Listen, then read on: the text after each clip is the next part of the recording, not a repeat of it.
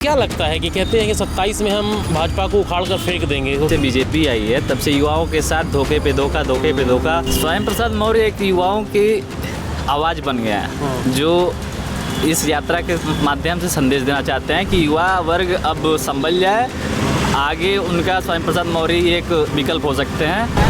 Hello नमस्कार, मैं मुकेश कुमार और अभी हम मौजूद हैं बलिया में।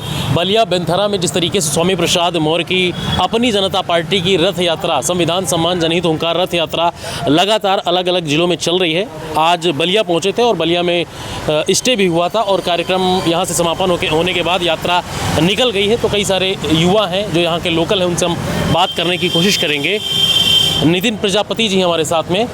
तो क्या लगता है जिस तरीके से स्वामी प्रसाद मौर्य जी संविधान सम्मान, संविधान बचाओ यात्रा, लोगों के हक की बात लगातार कर रहे हैं, उसको लेकर क्या सोचता है युवा इस समय मौर्य जी के साथ है और स्वामी प्रसाद मौर्य जी के नेतृत्व में जो ये यात्रा चल रही है काफ़ी लाभदायक भी होने वाली है।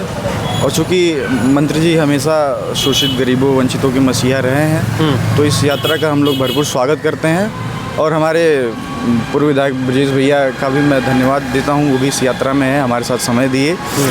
तो जो यहाँ का युवा जो सोच है आज, वो संविधान को कहीं ना कहीं मानने लगी है। और मानने इसी लगी है क्योंकि जो अब नई पीढ़ी है सोशल मीडिया के रूप में सब देख रही है और पढ़ भी रही है और लोगों तक वो अपनी विचारधारा फैला भी रही है।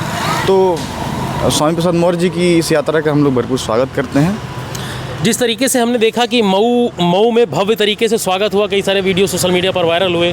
बलिया में जब यात्रा रात में पहुंची तो बहुत ही अच्छे तरीके से स्वागत किया गया माननीय स्वामी प्रसाद मौर्य का। लेकिन एक धड़ा लगातार स्वामी प्रसाद मौर्य जी का विरोध भी करता है। वो कहते हैं कि धर्म विरोधी हैं, धर्म की बात करते हैं इस तरीके से। क्या कहेंगे इस पर? धर्म विरोधी नहीं, पाखंडवाद, जो जातंकवादी जिसको कहते हैं, जिन्होंने हमेशा गरीबों शोषितों को उनकी जाति के हिसाब से शोषण किया, उनका विरोध करते हैं मंत्री। लेकिन वो लोग हमेशा द्वेष फैलाने का काम किए हैं और हमेशा करते रहेंगे, इसीलिए माननीय मंत्री जी का विरोध करते हैं। नहीं, कई सारे युवा भी कहते हैं कि भाई हम तो झंडा उठाए हैं, धर्म बचाने चले हैं, धर्म के लिए हम मर मिट जाएंगे।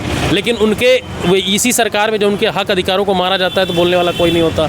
आप उन युवाओं जो धर्म का झंडा लेकर घूम रहे हैं, उनसे थोड़ा 25 का स्क्वायर पूछ दीजिएगा, नहीं बता पाएंगे।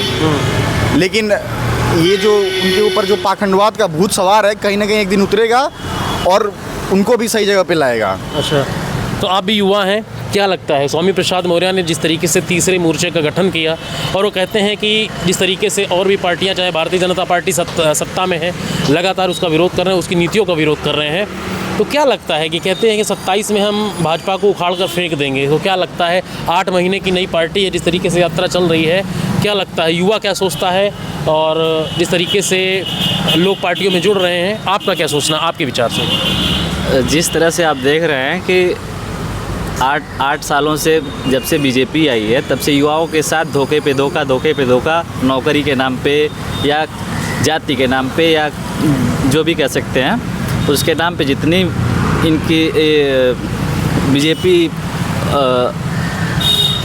शोषण कर रही है, उसकी आवाज़ को उठाने के लिए हमारे मंत्री जी इस यात्रा का संदेश उसके जरिए देना चाहते हैं। अच्छा जी, तो क्या लगता है कि 27 में कुछ बदलाव की किरण दिखेगी जिस तरीके से स्वामी जी ललकार के, क्योंकि इस समय बहुजनों में सबसे अगर देखा जाए तो कहीं ना कहीं बहुजनों की मुखर आवाज़ स्वामी प्रसाद मौर्य के ही अंदर है। बाकी तमाम सारे नेता हैं, लेकिन बहुत सारे नेता जैसे मायावती थी, आज बोलना बंद कर दिए। हालांकि स्वामी प्रसाद मौर्य भी जिक्र करते हैं मायावती का बीच बीच में कि सबसे अच्छा शासन था, सुशासन था तो मायावती का। तो क्या सोचते हैं उसको लेकर?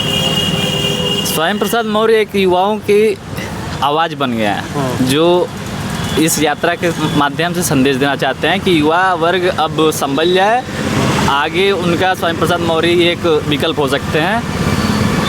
तो चलिए, तो जी बहन जी रास्ते से भर चुकी हैं, जैसा कि आप लोग जानते ही हैं। हम लोग भी चाहते हैं कि बहन जी साथ में आएँ और जिस प्रकार वो इस समय निष्क्रिय, चूँकि हम लोग बहन जी का बहुत आदर सम्मान करते हैं, क्योंकि वो प्रदेश की मुख्यमंत्री भी रही हैं और काफ़ी चर्चित भी हैं, आप लोग जानते ही होंगे, और मसीहा भी हैं, कहीं ना कहीं बहुजनों की मसीहा वो भी हैं।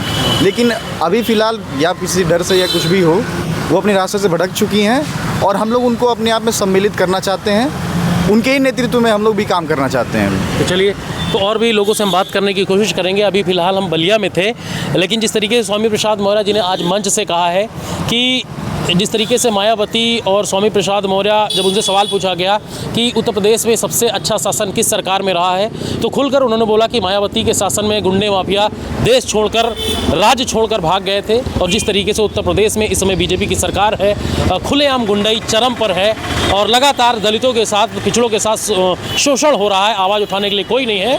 तो ये कई सारे मुद्दे जो स्वामी प्रसाद मौर्य लगातार अपनी संविधान सम्मान जनहित हुंकार रथ यात्रा के माध्यम से लोगों के बीच में उठा रहे हैं और लोगों को बता रहे हैं। और मैं तो लगातार इस यात्रा को कवर भी कर रहा हूं, लेकिन जिस तरीके से जनाधार दिख रहा है, 8 महीने की पार्टी और इतने बड़े लेवल पर युवाओं के अंदर और तमाम सारे दलित पिछड़ों के बीच में अपनी पैठ बनाना बहुत बड़ी बात है। फिलहाल और भी अपडेट जो भी होगी हम इसके बीच में आपको देते रहेंगे।